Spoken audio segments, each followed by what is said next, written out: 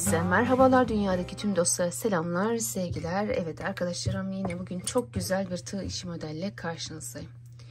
Görmüş olduğunuz gibi çok güzel, yapımı da son derece kolay, her türlü projenizde rahatlıkla değerlendirebileceğiniz güzel tığ işi bir model. Ne yapabiliriz bununla? Çok güzel kırlent takımları yapabilirsiniz, battaniye yapabilirsiniz, yatak örtüleri yapılabilir. Her türlü kıyafet, mesela bunu bu kare şeklinde ön ve arkaya yapıp kenarlarını trabzanlarla geçerek çok güzel bluzlar elde edebilirsiniz. Yani sizin hayal dünyanızda kalmış arkadaşlarım, ne isterseniz yapabileceğiniz çok güzel, şahane bir model. Bunu yaparken Alize Angora Gold simli iplik kullandım. Şöyle renk numarasını da paylaşmak istiyorum sizlerle.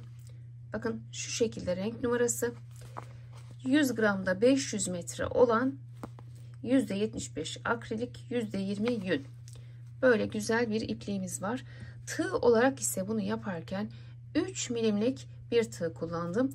2,5 milim, 2 milim, 3 milim, bu arada elinizin ayarına göre kullanabilirsiniz bu iplik için. Evet arkadaşlarım, sizler de hazırsanız başlayalım. Evet arkadaşlarım, şimdi ben sizlere göstermek için Alize Cotton Gold iplik kullanacağım. Yine 3 milimlik bir tığ seçtim bunun için. Bir de koton iplikle nasıl duracak onu da merak ediyorum açıkçası. Videonun sonunda sizler de nasıl durduğunu göreceksiniz. İpimi sabitledikten sonra 1, 2, 3, 4, 5, 6, 7, 8, 9. 9 tane zincir çektim. Şöyle başladığım yere koyuyorum ve sabitliyorum. Burada 1, 2, 3 zincir çekiyoruz. 2 kez sarıyorum. Ve üçlü trabzan. Tekrar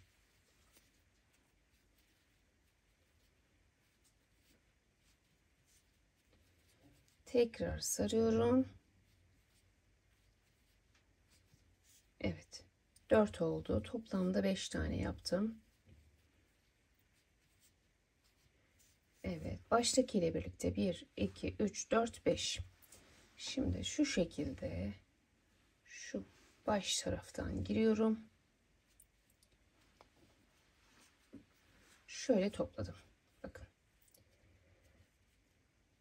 Araya 3 zincir. 1, 2, 3. Tekrar 2 sarıyorum. Hemen yanına geliyorum.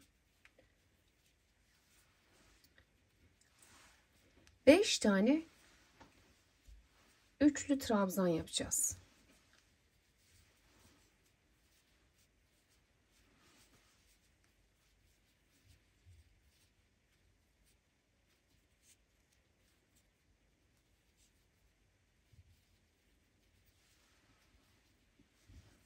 Evet, 1, 2, 3, 4, 5. Bakın şuraya geliyorum. Şu şekilde topluyorum. 2 tane oldu. Bundan 8 tane yapacağız. Araya 3 zincir. 1, 2, 3. Yine sarıyorum. 5 tane daha üçlü trabzan yapıyorum.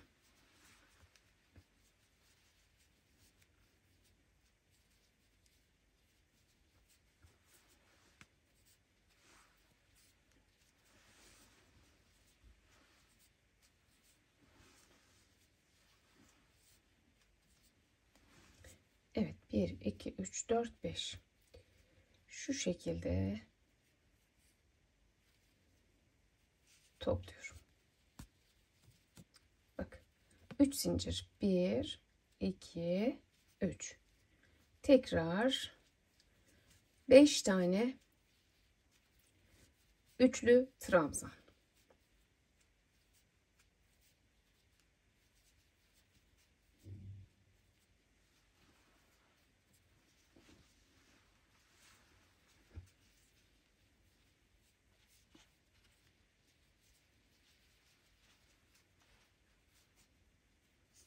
Bir, iki, üç, dört, beş. 3 zincir. 1, 2, 3. Evet, bu şekilde 8 tane olacak. 4 tane de kamera arkasına yapalım, görüşelim. 1, 2, 3, 4, 5, 6, 7. Sonuncuyu da beraber yapalım. 3 zincir çekiyoruz. Yine 2 sarıyorum. Aynı şekilde 5 tane üçlü trabzan yapıyorum.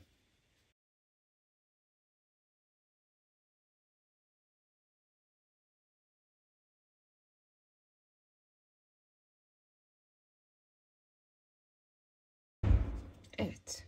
1, 2, 3, 4, 5, 6, 7, 8. 8 tane yaprağımız olacak.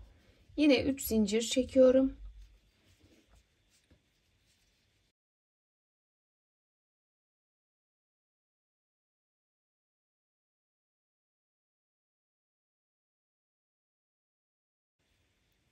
Şöyle birleştiriyorum. Buradaki zincirin içerisine kaydırma, bir tane de zincir çektim. Şimdi burada 1, 2, 3 zincirle çıktım. Buranın içerisine bir ikili trabzan, 2 zincir ve tekrar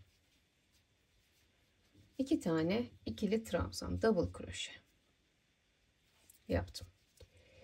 2 zincir çekiyorum tekrar.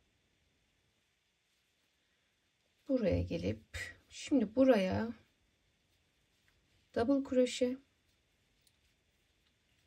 3 zincir ve tekrar double kroşe. Bir V yaptım, bakın dikkat ederseniz. 2 zincir, 2 tane double kroşe, 2 zincir, aynı şekilde tekrar 2 zincir. Evet, şimdi yine bundan yapacağız. Double kroşe, 3 zincir ve tekrar double kroşe, 2 zincir. Yine şundan yapacağım.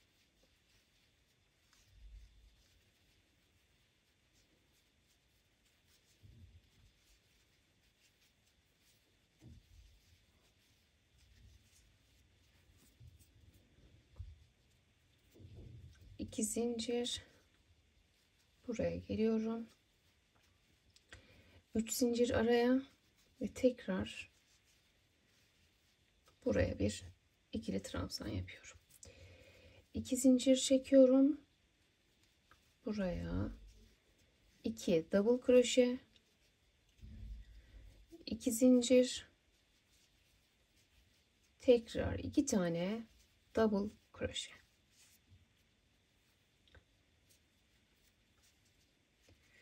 İki zincir çekiyorum. 1, 2, 3 son V'mi yaptım. 2 zincir ve şuradan, şu başladığım yerden giriş yaptım şu şekilde. Bir V burada, bir V burada.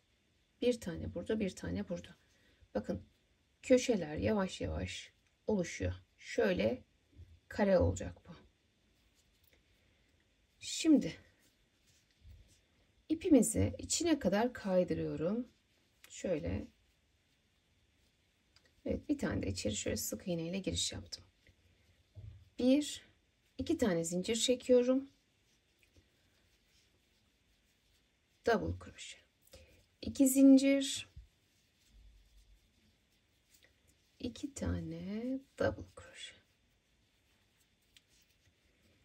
Evet, şimdi burada 2 zincir çekiyoruz yine ve bunun içerisine 9 tane ikili trabzan yapıyoruz. 1, 3, 4, 5, 6, 7, 8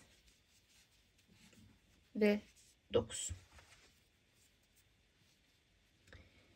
2 zincir, tekrar buraya aynı şekilde. Buralar hep aynı olacak, hiç değişmeyecek arkadaşlarım. Şurası, burası, bura hep aynı olacak.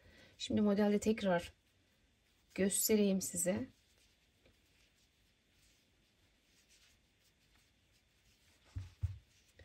İki zincir ve burada yine ne yapıyorum? Şuradaki gibi 9 tane ikili trabzan yapıyorum. 1,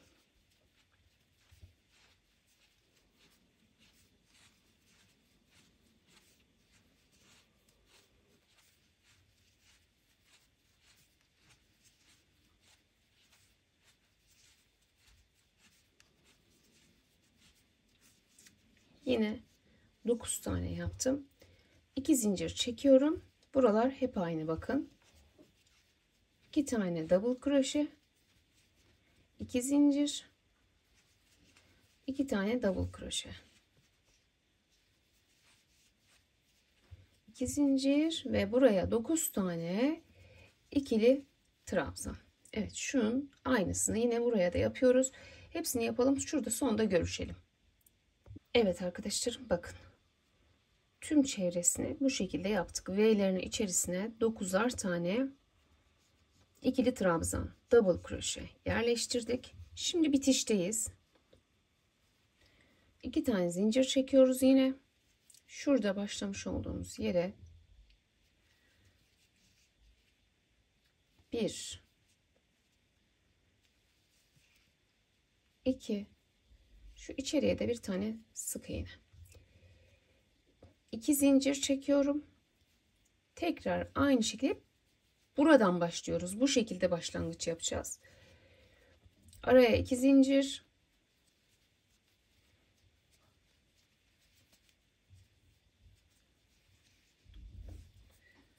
Şimdi bakın. 2 zincir çekiyorum. Şöyle trabzanın belinden ön trabzan şeklinde yapıyorum. 1,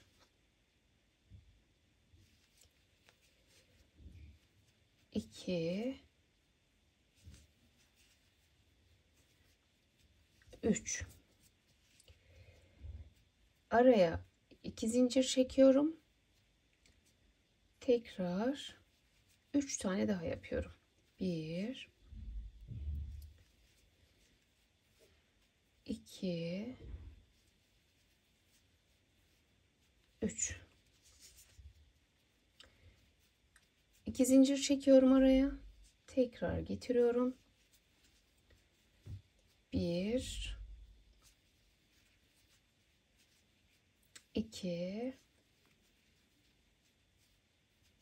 3. 3, 6, 9. Buradaki 9 tane ikili trabzanımızı üçer üçer ayırdık. Bakın 3, 6, 9. Aralarda 2 tane zincir çekerek. Böyle. Şimdi 2 zincir çekiyorum. Buraya aynı şekilde yapıyoruz. Double crochet. 2 zincir. 2 tane double crochet. Bakın hiç değişmeden buralar hep sabit arkadaşlarım. Şuradan bir göstereyim size. Bak, ortadan başlamışız. Görüyor musunuz? Sonuna kadar hiç değişmeden buraları takip etmemiz gerekiyor. Buralar hiç değişmiyor, bakın. Çok güzel oldu bu gerçekten de. Şuraya da bakın. Biz modellerimizi bunların bu 4 tane, bakın, çarpının aralarına yerleştireceğiz. Şu anda yaptığımız yer şuradaki 9 taneyi, bakın şöyle 3'e ayırıyoruz. Gördünüz mü? Şu an şurada ikinci sıradayız. 2 zincir çekiyorum. Tekrar buraya geliyorum.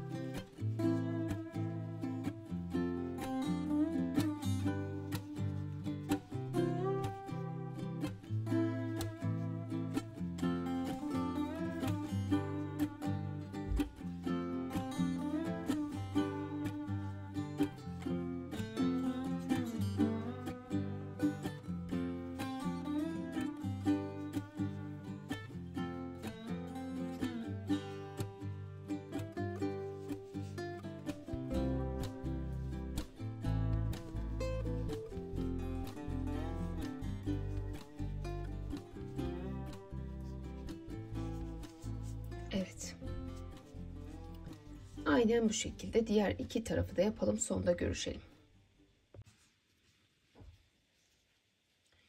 Evet, 4 köşesini bu şekilde yaptık, geldik. Şimdi 2 zincir çekiyorum. Yine bakın, burası bizim başladığımız yer. Şöyle bir kaydırmayla tutunalım. 2, üçüncüyü de şöyle içine bir tane sık iğne yaparak girdim. 1, 2 zincir çektim. Yine bir double kroşe, 2 zincir, 2 tane double kroşe. Tekrar şimdi burada 2 tane zincir çekiyorum. Bakın buraya yine belinden alıyorum. 1, 2, 3, 2 zincir, şuraya gelip bir tane double kroşe, 2 zincir ve tekrar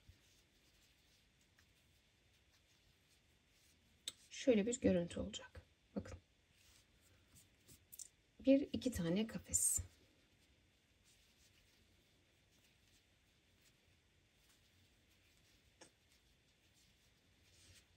aynı şekilde 2 zincir, bir double kroşe, 2 zincir.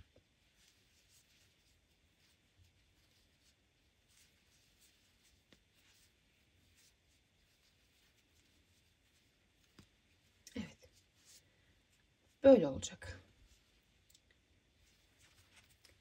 2 zincir çekiyorum. Buralar hep aynı dediğim gibi.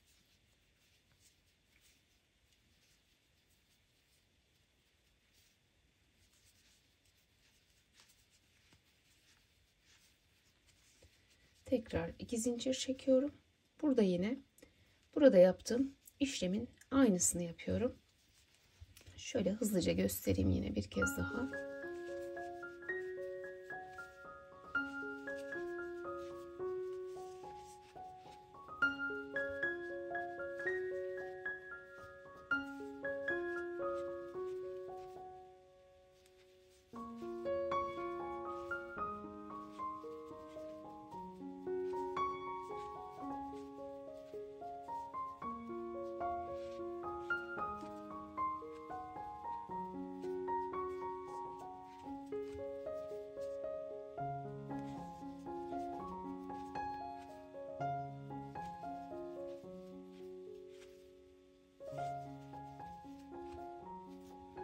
Evet, bak aynı şekilde yine devam ettim. Şimdi 2 zincir çekiyorum. Yine aynı şekilde burada 2 tane double kroşe, 2 zincir ve aynı yere 2 tane double kroşe. Evet, şu iki köşeyi de aynı şekilde yapalım, sonunda yine görüşelim. Yine 4 köşesini aynı şekilde bakın bitirdik. Başladığımız yere geldik. Burada 2 zincir çekiyorum. Aynı şekilde bakın hep. Birleştirdim. Şöyle bir tane de kaydırma. En son bir de sık iğne. Yani 2 kaydırma, bir sık iğne ile şuraya kadar geliyoruz, ortaya kadar. 2 zincir çekiyorum üstüne ve tekrar buraya aynı şekilde başlıyoruz.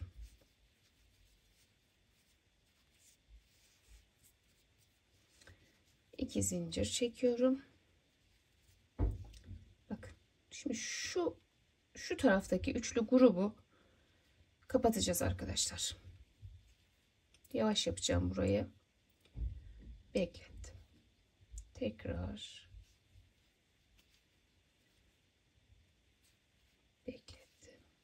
Tekrar.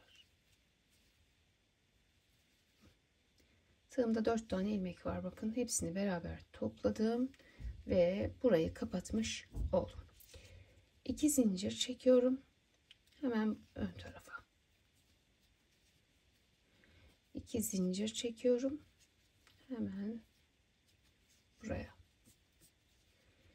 2 zincir çekiyorum. Bak ortayı kapatmıyoruz. Orta biraz daha uzun olacak.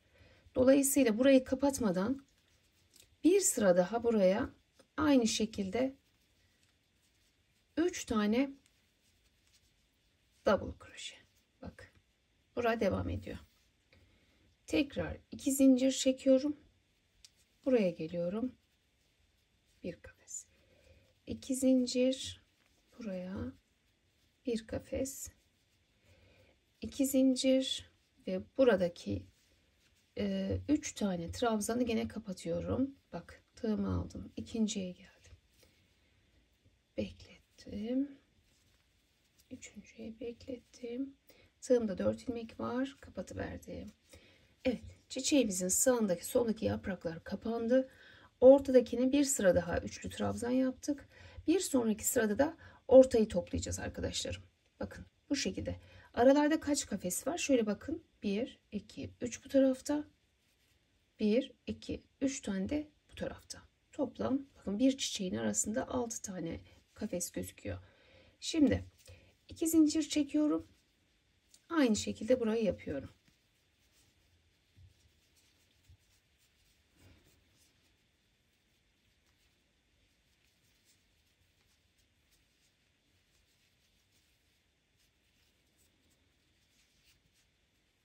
Zincir çekiyorum. Tekrar bak buraya geliyorum. Beklettim. Tekrar aldım. Beklettim. 3 tane ikili trabzanı topluyoruz. Kapatıyoruz. Bir yaprak görüntüsü veriyoruz. 2 zincir. Bir double kroşe. 2 zincir. Double kroşe. 2 zincir ve burayı normal bir şekilde kapatmadan örüyorum. 3 tane ikili trabzanı beline alarak normal bir şekilde orta kısmı ördüm. Bak 1, 2, 3 tane kafes oldu. Şimdi buraya da 2 zincir çekiyorum. Hemen öndekine. 2 zincir çekiyorum. Hemen öndekine. 2 zincir çekiyorum ve yine sondaki yaprağı da ne yapıyorum? Üçünü birleştirerek kapatıyorum. Burayı da kapattım. Ne yapıyorum? 2 zincir çekip aynı şekilde burayı yine yapıyorum. Bu iki köşeyi yaptığımız gibi tamamını yapalım. Yine sonda görüşelim. Evet arkadaşlarım, yine bakın diğer köşeleri de size gösterdiğim gibi kamera arkasında yaptım. Şimdi yeni sıramıza başlarken yine burada ne yapıyorum? 2 tane zincirimi çekiyorum. Şurada başlamış olduğumuz yere şöyle bir yaklaştırsam. Şöyle girdim. Bir kaydırma, bir sık iğne. 2 zincir.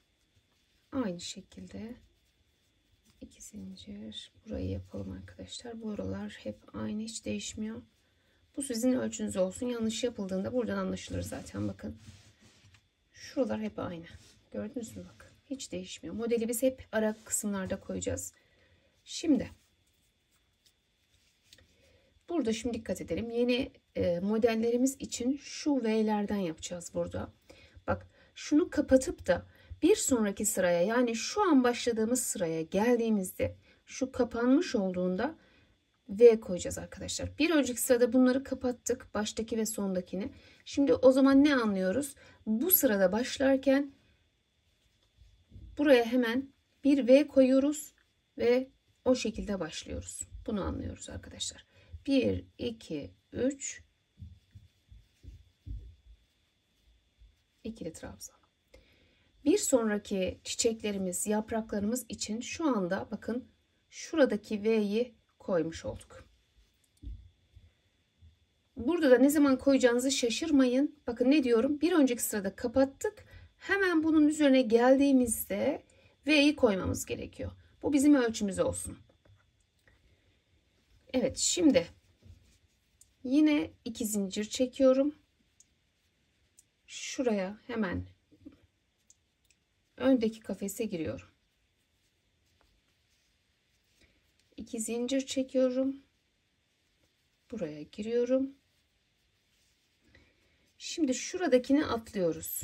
Şunu ve bunu hemen dibindekileri atlayacağız. 2 zincir çekiyorum. Bak, bunu atlıyorum. Buraya geliyorum. Ve yine bunu ne yapıyorum? Bu sırada artık bunu kapatıyorum. Tığımda 4 tane ilmek oldu ve kapattım.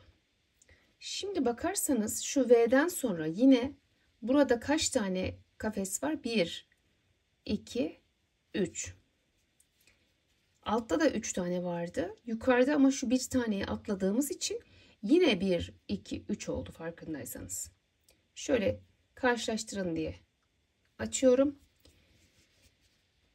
Burada tekrar 2 zincir çekiyorum. Bunu atlıyorum. Bak, şu ortadakinin sağını solunu atladık. İkinciye geliyorum. Bak şöyle. Tekrar 2 zincir. 2 zincir ve buraya ne yapıyorum? Tekrar V yapıyorum. 1, 2, 3 zincir çekiyorum ve yeni model için bakın, bir buraya, bir de buraya. Şu bir tane modelimiz 2'ye çıkmış olacak yani. Bak, bir tane buradan başlayacağız, bir tane de buradan başlayacağız. Böyle bir görüntü. Şimdi tekrar 2 zincir.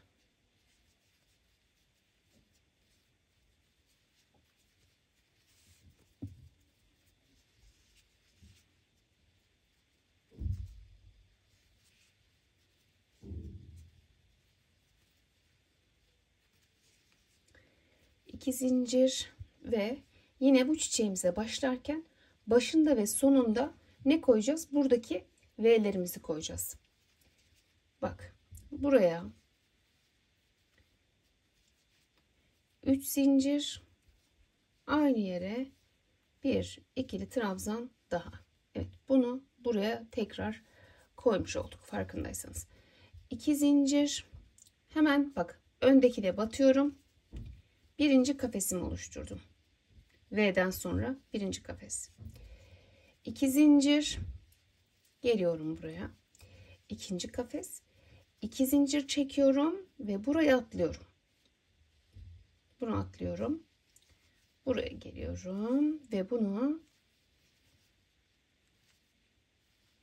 kapatıyoruz. Tığımda 4 ilmek var ve kapatıveriyorum. Şimdi bakın, V'nin yanında kaç oldu? 1, 2, 3. Şöyle bir görüntü. Kıyaslayın. Şurada bir V var. Arkasından 3 tane kafes var. Burayı kapattık. Şimdi 2 zincir çekiyorum. Burayı yine atlıyorum. Sağına soluna atlıyorum. Yine 3 tane kafes oluşturuyorum. Bu 1. 2 zincir. Bu 2. 2 zincir. Bak, modelin hemen bu tarafına bir V daha oluşturuyorum.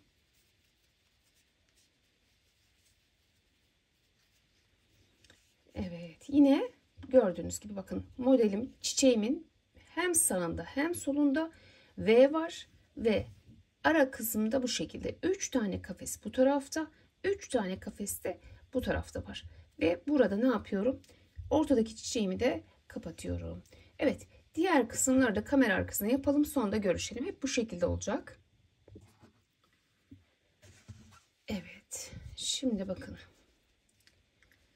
Şuradan başlamıştık. Bir V buraya yaptık. Bir V buraya. Hemen şurayı döndük. Bir V buraya. Bir V buraya. Hemen bakın, şu ortanın da iki tarafında da oluyor. Şöyle bak işte. Bir V buraya. Tekrar V buraya. Son V'mi de yaptım. Şimdi yine 2 zincir çekiyorum. Burada şöyle birleştiriyorum. 2 tane kaydırmayla ilerledim.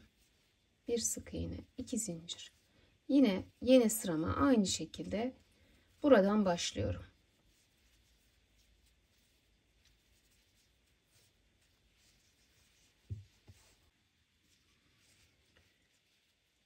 2 tane zincir çekiyoruz. Şimdi yine buradaki V'nin içerisine aynı şekilde 9 tane double kroşe. 1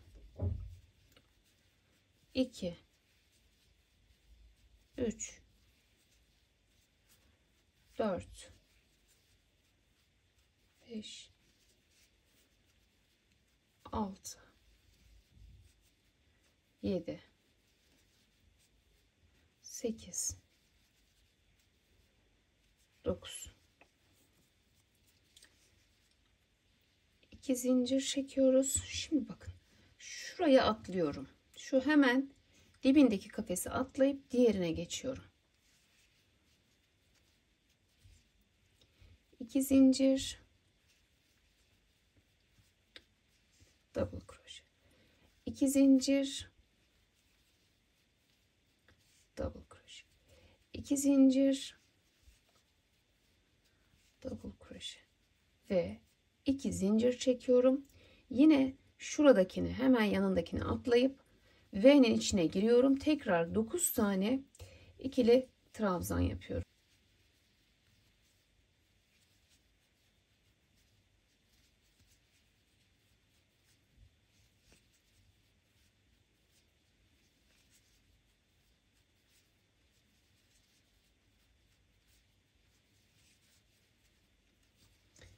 Evet, 9 tane de buraya yaptık. Gördünüz mü? Şu V'lerin içine 9'ar tane yine şurada yaptığımız gibi modelimizi koyduk. Şimdi iki tane modelin arasında kaç trabzan var? Bir sağlama yapalım arkadaşlarım. 1, 2, 3, 4, 5. Şurada bunu atladık. Burada da bunu atladık. Dolayısıyla saydığınız zaman karşılaştırın benim yaptığımla elinizdekine. 1, 2, 3, 4, 5. Şimdi tekrar 2 zincir, köşe hep aynı, 2 tane double kroşe, 2 zincir, aynı yere 2 tane double kroşe. Böyle 2 zincir ve tekrar buraya ne yapıyorum? 9 tane ikili trabzan yapıyorum. Hızlıca yapalım. 7, 8 ve 9. Şöyle köşeye de bakınca bir bu tarafında bir bu tarafında gözükecek. Şimdi şurayı tekrar yapalım. Bak 2 zincir çekiyorum. Hemen şunu atlıyorum. Buraya geçiyorum. 2 zincir. 2 zincir. Buraya geldim. 2 zincir. Buraya. Tekrar 2 zincir yapıyorum ve hemen V'nin yanındakine atlıyorum. Direkt V'nin içine girip 9 tane yine double kroşe. Evet. Yine bundan yapıyorum. Arada ikisinin arasında bak kaç tane kafes var. Sağlamayı böyle yapın. 1, 2, 3, 4, 5. Şu hemen kenarlarındakileri atladık. 5 tane kafesi oldu. Şimdi diğerlerini de aynı şekilde yapalım. Sonunda görüşelim. Şimdi bakın. 1, 2, 3, 4, 5, 6, 7, 8. Tam 8 tane yeni model koyduk arkadaşlarım. 2 zincir çekip aynı şekilde buradan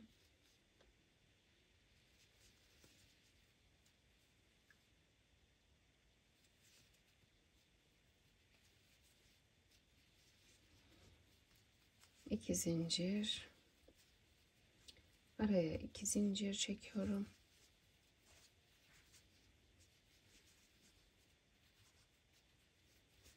Evet. Yine burada 2 zincir çektim. Aynı şekilde biraz önce yaptığımız gibi buradaki 9 tane ikili trabzanı üçer üçer ayırıyoruz.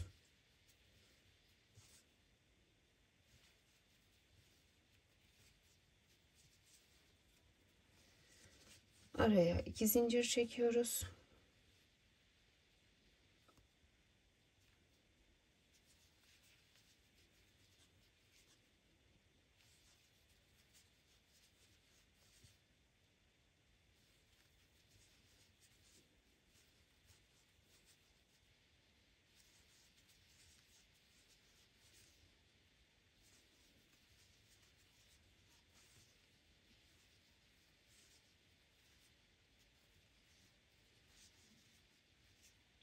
Böyle. Şimdi 2 zincir çekiyorum. Bak burayı yine atlıyorum. Buraya geliyorum.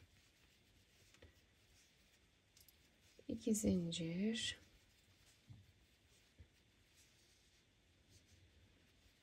2 zincir. 2 zincir. Tekrar buraya geldim.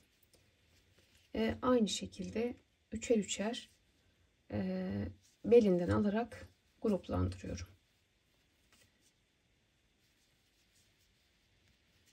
Araya 2 zincir çekiyoruz.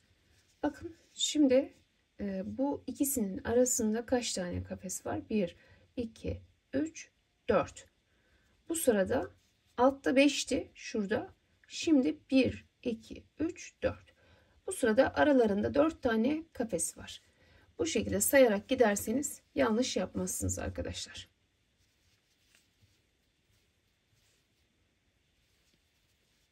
Bura daha önce yaptığımız gibi aralarına 2 zincir çekiyoruz.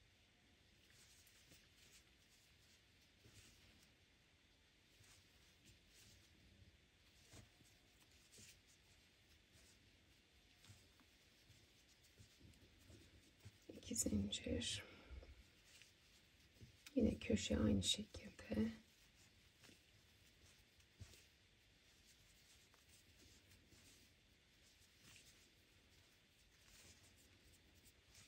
Bak köşeyi dönüyorum. 2 zincir ve yine aynı şekilde üçer üçer gruplandırıyoruz.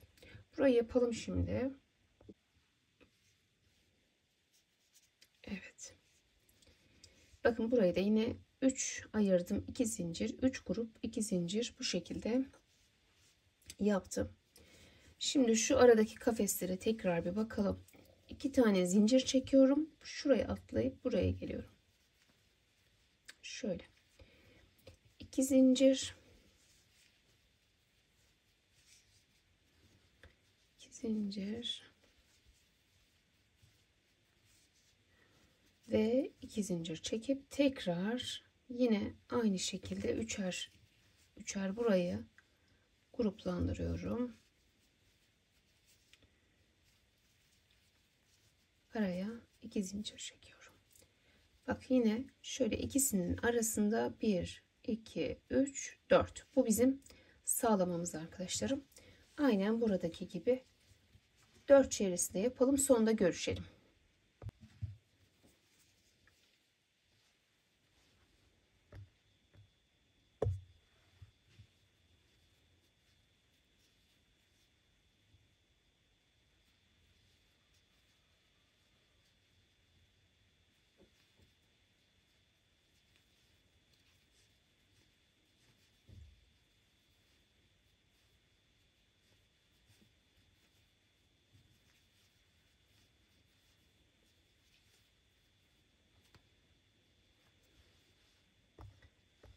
Evet. Bakın tüm çevresini yine size gösterdiğim gibi yaptım arkadaşlar. Yeni sıraya başlarken şimdi aslında aynı şeyleri tekrarlıyoruz. 2 zincir çekiyorum. Buraya böyle. Yine belinden alıyorum. Bir sıra daha aynı şekilde örüyoruz. 3 tane belinden alarak trabzan yaptım. 2 zincir çekiyorum arasına. Şuraya 1, 2 zincir çekiyorum. Tekrar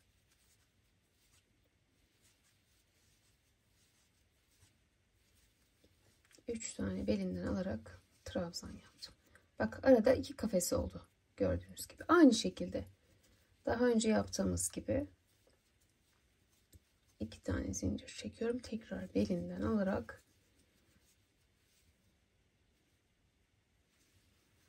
üçünü de örüyorum. Şu aradaki kafesler de gittikçe bir bir azalıyor. Bak burada en altta şurada şu ilk kurarken 6 idi. Şurası 5'ti. Burada 4. Şimdi 3 olacak. Bak 2 zincir çekiyorum. Buraya geliyorum. 2 zincir yanına, 2 zincir, yine buraya geldim ve belinden alarak aynı şekilde yine örüyorum.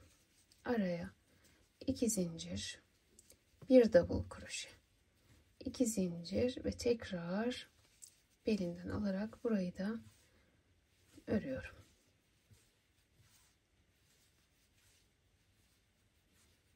2 zincir, 2 zincir.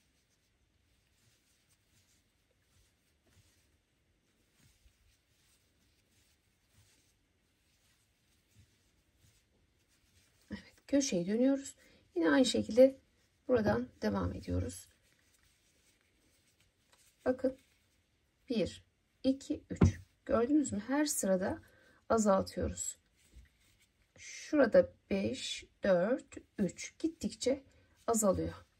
Yapraklar açıldıkça şuradaki trabzanlarımız daralıyor. Dönüyorum. Yine aynı işlemi yaparak son tarafta görüşelim arkadaşlar. Kamera arkasına yapalım, gelelim.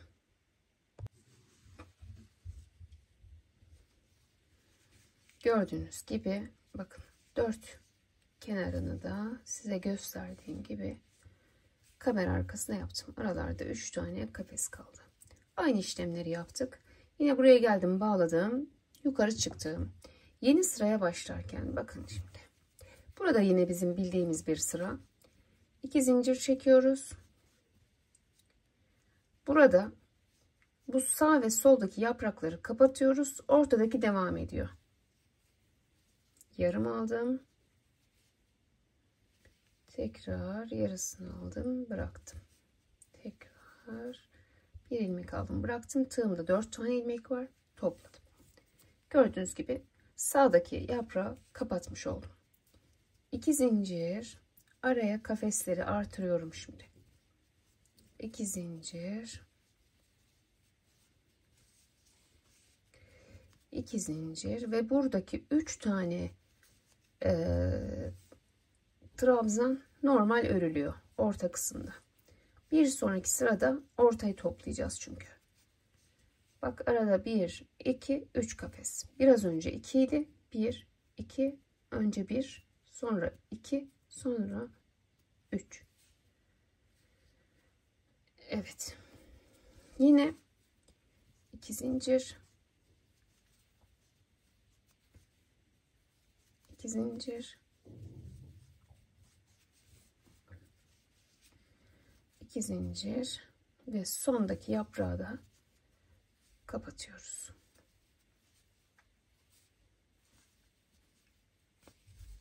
Tığımda 4 tane ilmek var. Hepsini topladım ve gördüğünüz gibi bakın tekrar bir modelimiz daha bitmek üzere. Şimdi şu arada 1 2 zincir, hemen buraya bak, buraya atlıyoruz, buraya geliyorum, 1 2 zincir, buraya geliyorum, tekrar burayı topluyorum,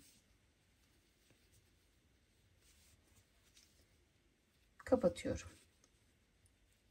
Şuradaki 3 taneyi 2 kafese düşürdük farkındaysanız, 1 2. Şimdi 2 zincir, 2 zincir, şuraya bir kafes, 2 zincir ve ortaya aynı şekilde örüyorum.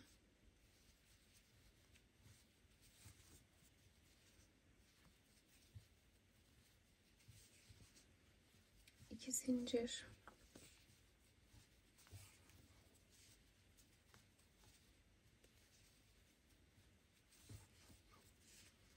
iki zincir ve sondaki 3 trabzanımızda yine toplayacağız ve sol yaprağımız da kapanmış olacak. İşte bu şekilde. Yine 2 tane zincir çekiyorum. Köşeye gelip köşeyi Dönüyoruz. Aynı şekilde 2 trabzan, 2 zincir.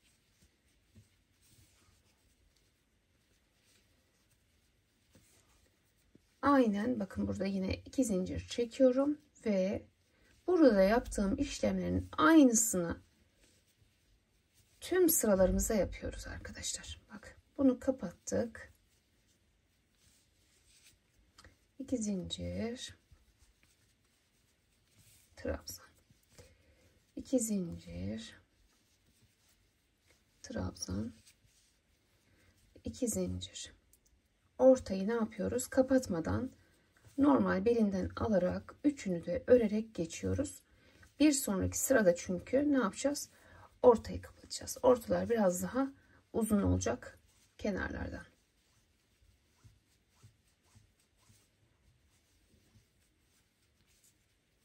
Tekrar 2 zincir ve yine burayı da kapatıyorum. Kapattım. Şu ortadaki 3 kafesi de 2'ye indiriyorum. 2 zincir çekiyorum. Buraya tam ortaya geldim. Böyle. 2 zincir çekiyorum. Tekrar aynı şekilde diğer çiçeğimin sağ yaprağını kapatıyorum. Bak kapattım. 2 zincir. Evet. Tüm çevresini bu şekilde yapalım. Sonda görüşelim yine. Şimdi dört kenarını da aynı size gösterdiğim gibi yaptım arkadaşlar. Bakın her birinin arasında bu şekilde 2 tane trabzan kaldı. Aynı şekilde sona kadar geldik. Şimdi bakın burada bu sıramıza dikkat edelim. 2 zincir çektik. Yine başladığım yerden aynı şekilde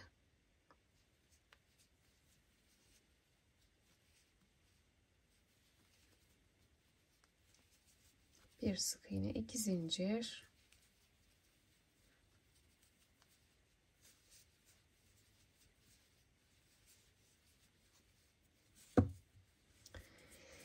şimdi bakın ne demiştik?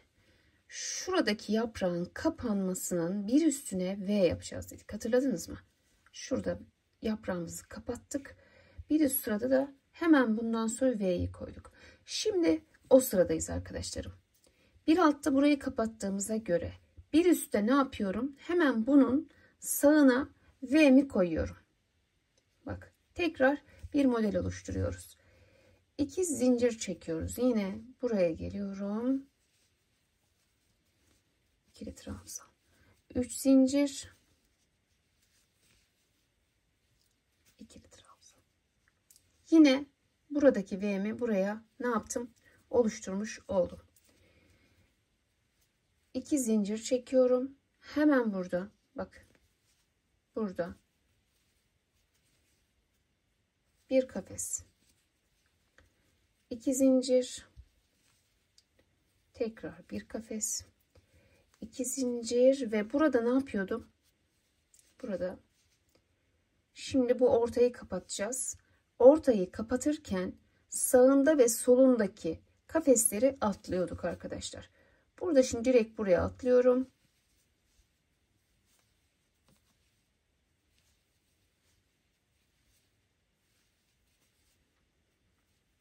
Dört tane ilmeği kapattım. Ortayı da kapatmış olduk. 2 zincir çekiyoruz. Buraya atlıyorum. Bir kafes. 2 zincir. Bir kafes. 2 zincir çekiyorum. Şimdi bakın burada. Şurada 2 tane kafesimiz kaldı ya, ikisinin arasında. Direkt buraya batıyorum. Buraya da yine başka bir model için tekrar V oluşturuyorum.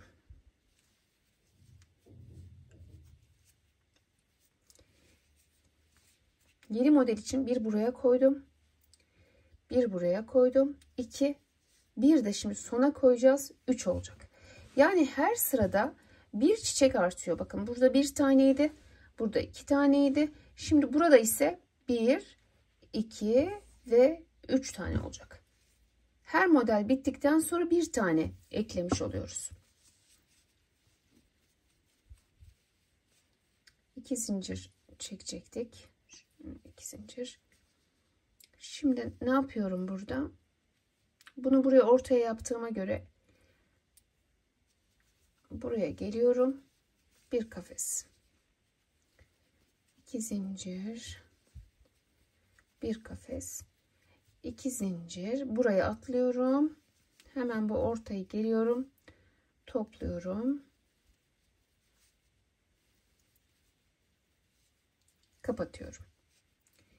2 zincir. Buraya atladım. 2 zincir. 2 zincir. Evet. Bir de ne yapıyorum? Buraya. Son tarafa bir V oluşturuyorum. 1, 2, 3. Dolayısıyla tekrar bakalım. 1 burada. 2, 3. 1, 2, 3 tane V'yi bu şekilde konumlandıracaksınız arkadaşlar. Şöyle bir göstereyim. Bu şekilde koyacaksınız. Hemen şu dönelim buradan. Yine 2 zincir çekiyorum.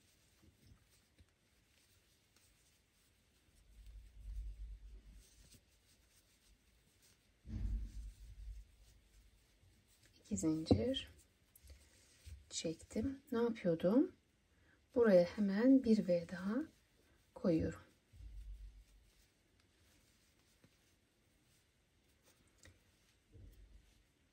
Şu köşenin hem sağında hem solunda V olacak. Unutmayın. Bir tane ortada olacak. Bir tane de köşenin sağında ve solunda olacak arkadaşlar. Bu sırada.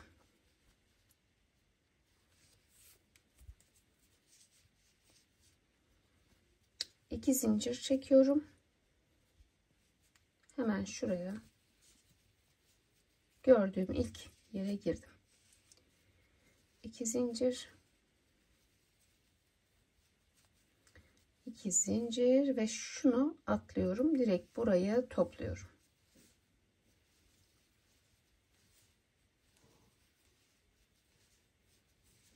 İki zincir, şunu atladım buraya. 2 zincir buraya ve şimdi ikisinin arasına 2 zincir çekip direkt buraya gidiyorum. Buraya 1 2 3 ve oluşturuyorum. Tekrar 2 zincir, 2 zincir, 2 zincir. Bunu atlıyorum. Burayı artık bu sırada topluyorum. Kapattım. 2 zincir çektim. Yine buraya atladım. 2 zincir buraya geldim. Yine köşedeyim, bakın. 2 zincir burada ne yapıyorum? Bir buraya yapıyorum ve 3 zincir kapattım. 2 zincir şurayı yapalım.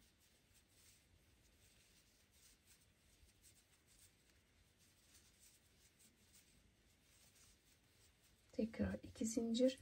Bir de buraya başlarken hemen buraya yapıyorum. Böyle. Evet. Dediğim gibi köşenin hem sağında hem solunda V oluyor. Şöyle baktığımızda da 1, 2, 3 tane oluyor. Bu sıra böyle olacak. Şöyle 2 sırasını yaptık. Diğer 2 sırayı da kamera arkasına yapalım. Yine sonunda görüşelim arkadaşlar. Evet, şimdi sona kadar size söylediğim gibi yaptım. Şöyle bir bakarsanız, bakın şu 2 tane yaprak arasında 1, 2, 3 kafes, 1 ve 1, 2, 3 kafes var. Yani bu şekilde bir sağlama yapabilirsiniz arkadaşlar. Şurada da bakalım, mesela şu 2 yaprak arasında 1, 2, 3 kafes, 1 ve 1, 2, 3 tane kafes var. Şimdi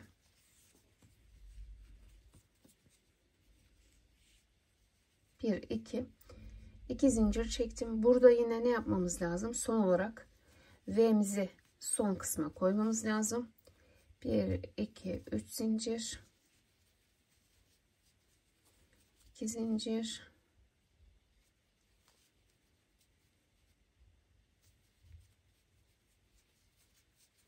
1 2, köşe hep aynı, 2 zincir ve tekrar 2 tane trabzan. Şimdi bak, bir modeli daha bitirdik ve diğer modellerin de yuvalarını koyduk gördüğünüz gibi. 3 burada, 3 burada, 6 9 12 tane çiçeğe çıkaracağız şimdi bir üst sırada. Her birinden birer tane artırma yapacağız.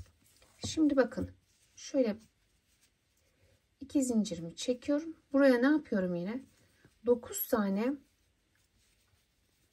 ikili trabzan yapıyorum. Aynı şekilde tekrar başlıyoruz. Şu anda hep tekrar ediyoruz farkındaysanız.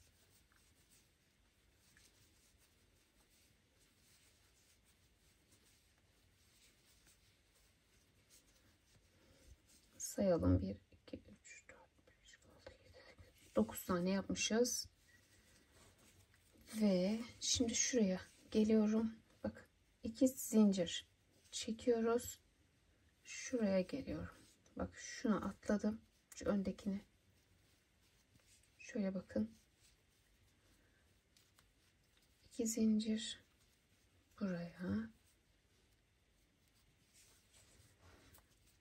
2 zincir böyle buraya.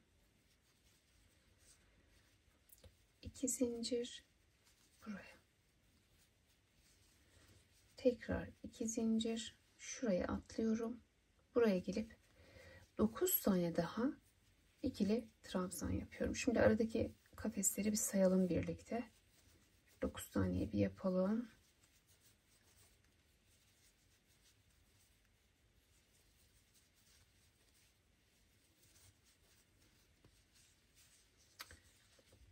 Şöyle bakın.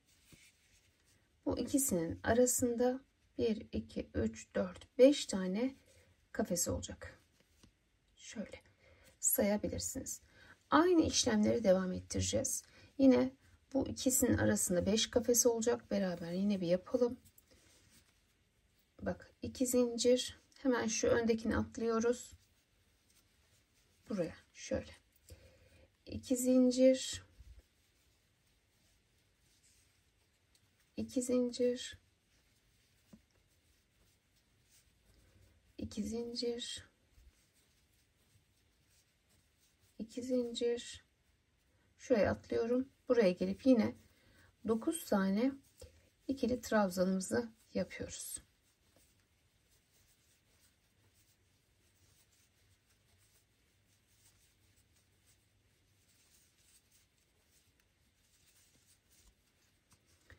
Evet. Burada da yine şöyle bakın, ikisinin arasına 1 2 3 4 5 tane olacak. Gördünüz mü? Yeniden aynı şekilde modelimizi kurmuş olduk. Yine şurada 5 4'e düştü, 3'e düştü. Burası da her sırada çıktıkça, mesela buradaki 5 kafes 4 3 2 bu şekilde azalacak arkadaşlarım. Model artık kendisini tekrarlıyor. Şimdi daha önce yaptığımı bir bakalım. 3. sırasında yapmıştım. Bakın. Şimdi biz şuraları kurduk. Şu 9'ları yapmaya başladık. Farkındaysanız. Yine aynı şekilde aralarda azaltmalar. Şöyle bakın.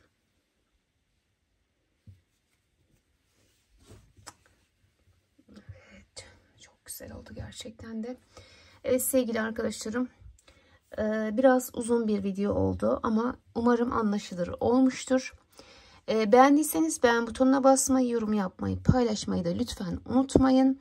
Başka videolarda yeni modellerle görüşmek dileğiyle. Hoşça kalın, sağlıkla kalın, Allah'a emanet olun.